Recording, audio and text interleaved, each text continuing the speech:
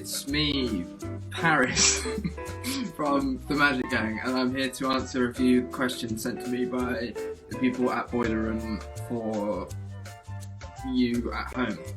I'm going to try and sort of keep this as succinct as possible so nobody gets bored.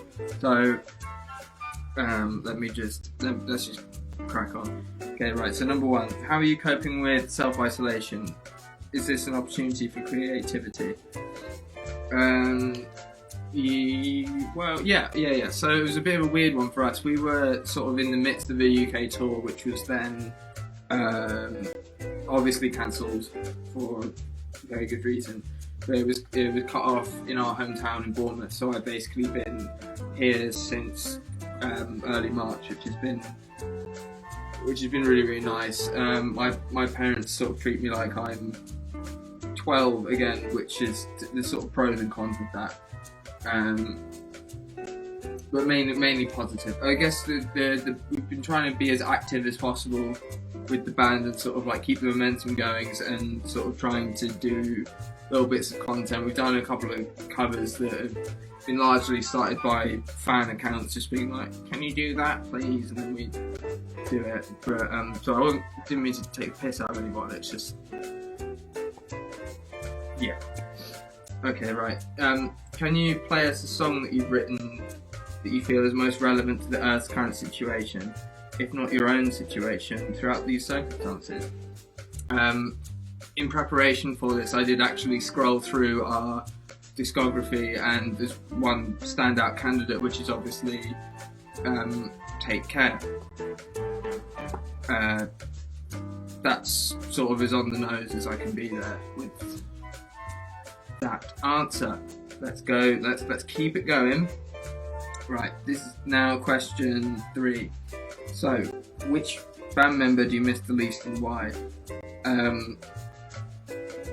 It would have to be Angus, purely because we, like I'm sure many of you are doing right now, but we play quite a bit of Warzone together. So, yeah, that marks him at the clear top of bands I missed the least because I talked to him the most in a really stressful, horrible situation. So yeah, that would be Gus. I miss you the least. Really making a lot of progress now. So question 4. You've had to put your album release on hold. Can you chat about one of your favourite tracks off of it? Yeah, we had to put the album on hold for, well, very obvious circumstances, I guess. We wanted to be able to play as many in-stores around the release of the album as possible, and obviously with the current climate that's not possible. It's important for us because we obviously need to try and sell as many records as possible, and it's also for, you know, those shows are quite intimate and the tickets are quite limited or whatever, so it's nice for the people that want to come and see us to come to them as well and like just have a chat or whatever. So it's quite sad that we can't do that, but still, you know, is what it is. But favourite track. Personally, it would be Fail Better. Obviously, you have nothing to go off of at this point, but it's just one that I think we demoed it about 2 years ago, and it's just, I haven't really got tired of it. I think it's track 8. You can cross-reference this because it's all on the cover of the album anyway, but number 4. No, 5, it's 5, isn't it?